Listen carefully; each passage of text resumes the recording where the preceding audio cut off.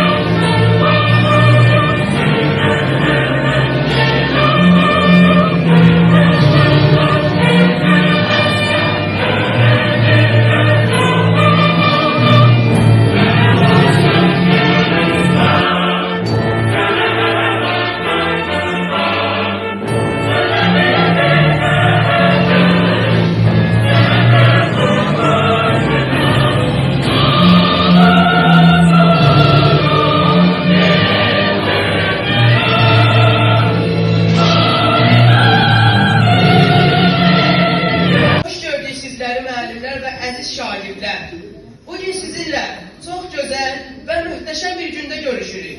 Azerbaycan dövlətçiliyinin banisi, ümumilli lider Ulu Önder Heydər Əliyevin anadan olmasının 102-ci il dönümüdür. İndi sözü verək məktəbimizin direktoru Röya müəlliməyə. Əziz şagirdlər, hörmətli müəllimlər və əziz valideynlər. Bugün Azərbaycan tarixində çox vacib olan bir şəxsiyyət, müasir Azərbaycanın banisi Heydər Əliyevin anadan olmasının 102 illiyi münasibətilə tədbir hazırlanmışdır və biz o məqsədlə bura toplaşmışıq. Heydər Əliyev elə bir dahi şəxsiyyətdir ki, həqiqətən ondan nə qədər danışsan günlərlə, aylarla onun həyatı, siyasi fəaliyyəti və insanlığı haqqında yenə də nəyisə tam ifadə etməyə bilərsin. Yəni, o dərəcədə zəngin həyat yolu keçmiş bir insandır. Azərbaycan tarixi üçün də onun dəyəri ölçüyə gəlməzdir. Mən elə hesab edirəm, həqiqətən o Allahın Azərbaycan Respublikasına bir möcüzəsi idi. Çünki o bilirsə 2 dəfə hakimiyyətdə olub, 1969-cu illər Sovet dövründə hakimiyyətə gəlib və onda da Azərbaycan Sovet Respublikasının çiçəklənmə dövrü baş verib, bütün sahələrdə siyasi, iqtisadi, təhsil, mədəniyyət, səhiyyə sayəsində böyük addımlar atıb, eyni zamanda ikinci dəfə Azərbaycanın ən çətin, ən belə ağır bir dövründə 93-cü ildə hakimiyyətə gəlib və Azərbaycanı məhv olmaqdan xilas edib.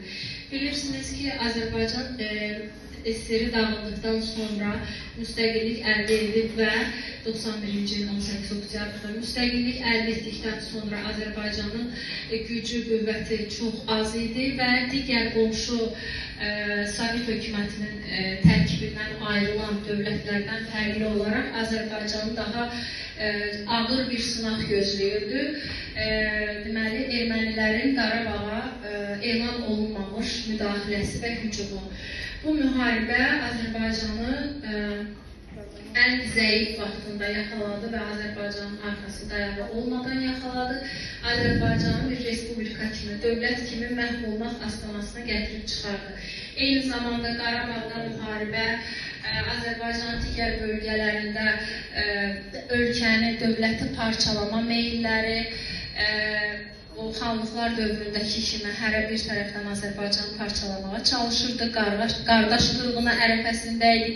Belə bir məqamda Ulu Önder Heydər Əliyev əvvəl Naxçıvanda, daha sonra isə Bakıda xalqın çağırışı ilə, təkidli tələbi ilə hakimiyyətə gəldi və bundan sonra həqiqətən də Azərbaycan çətin dövrləri yavaş-yavaş arxada qoymağa başladı.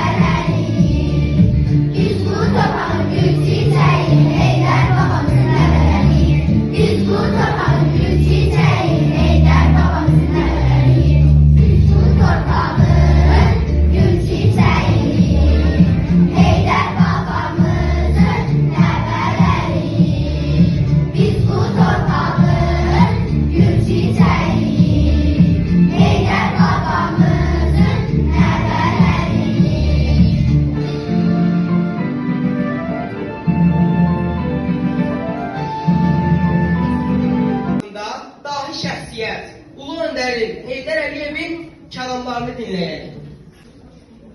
Təəssüf